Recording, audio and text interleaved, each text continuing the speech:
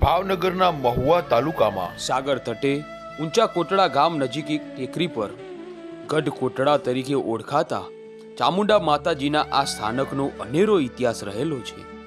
ગોહિલવાડના શક્તિ તીર્થોમાં ઊંચું સ્થાન ધરાવતા ઊંચા કોટડાવાળી માં ચામુંડાનું દેવસ્થાન વિશેષ મહિમા ધરાવે છે. અહીં ચૈત્ર માસ દરમિયાન દૂર દૂરથી લાખોની સંખ્યામાં શ્રદ્ધાળુઓ ભક્તો સહપરિવાર લાપસી પ્રસાદની માનતા પરિપૂર્ણ કરવા ઉમટી પડે છે, જેની સુવિધા માટે આ તીર્થના ટ્રસ્ટી મંડળ દ્વારા વિશેષ વ્યવસ્થાઓ યોજવામાં આવે છે.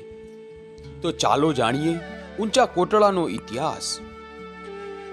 લોકવાયકા પ્રમાણે વર્ષો પહેલા મારવાડમાં જહાંજી ભીલ અને તેમના પત્ની વાલબાઈ કુળદેવીમાં ચામુંડાની ભક્તિ ભાવથી આરાધના અને પૂજા કરતા. એમની ભક્તિ અને શ્રદ્ધાથી પ્રસન્ન થઈ માતાજી જહાંજી ભીલ સાથે વેણે વાતું કરતા. સમય જતા મારવાડની ધરતીમાં 3 વર્ષ સુધી દુષ્કાળ પડ્યા. ત્યારે જહાંજી ભીલને માલ ઢોરની ચિંતા થવા લાગી. એટલે તેમને માતાજીને પ્રાર્થના કરી. પ્રાર્થના સાંભળી માતાજીએ જહાંજી ભીલને કાઠિયાવાડની ધરતી પર દરિયા બાજુ જવાનું કહ્યું.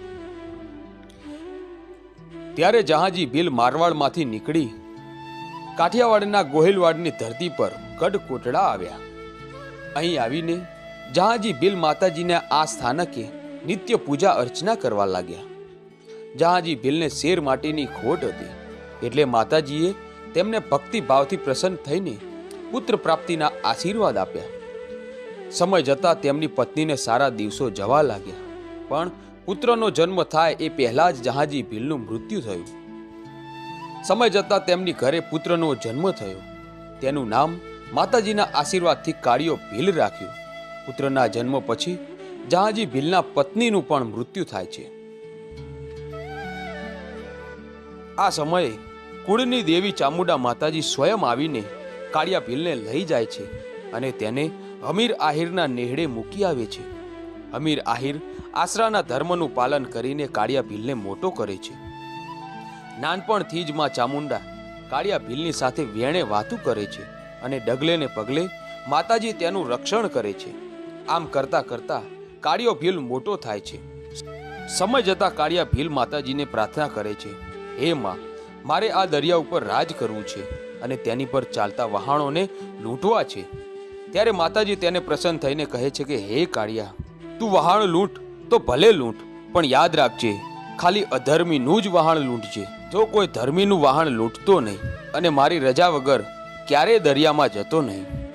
આમ કરતા કરતા કાળિયો ભીલ માતાજીની રજા લઈને બધા વહાણો લૂંટી આવે છે અને લૂંટેલો માલ બધો કોઠીમાં રાખે છે.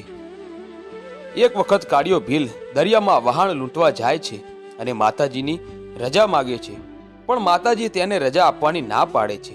ત્યારે કાળિયો ભીલ ના પાડવા છતાં પણ દરિયામાં વહાણ લૂંટવા જાય છે અને ફિરંગીઓ તેને પકડીને કેદ કરી લે છે. પછી જેલમાં બેઠો બેઠો કાળિયો ભીલ માતાજી પાસે માફી માગે છે અને માતાજીને પ્રાર્થના કરે, હે મારા કુળની દેવી માં ચામુંડા, મેં તમારી વાત ન માની ને ભૂલ કરી છે. માતાજી મને માફ કરજો. માતાજી તેની પ્રાર્થના સ્વીકારી તેને માફ કરે છે અને કાળિયા ભીલને ફિરંગીઓની કેદમાંથી છોડાવે છે. અને પછી કાળિયો ભીલ હંમેશાના માટે વહાણોને લૂંટવાનું છોડીને માતાજીની ભક્તિ કરે છે. આજની તારીખે ઊંચા કોટડામાં હાલ કાળિયા ભીલની કોઠીઓ મોજૂદ જોવા મળે છે. ભાવનગરથી ઊંચા કોટડા મંદિર 80 કિલોમીટર અંતરે આવેલું છે. મહુવાથી ઊંચા કોટડા 35 કિલોમીટર અંતરે આવેલું છે. ઊંચા કોટડાના મહત્વના દિવસોમાં ચૈત્ર માસ ઘણો મહત્વનો છે. તો મિત્રો, આ હતો શ્રી ચામુંડા માતાજી મંદિર ઊંચા કોટડાનો ઇતિહાસ. મિત્રો, આવા જ ઇતિહાસ જાણવા માટે આજે જ અમારી આ ચેનલ A1 ગુજરાતીને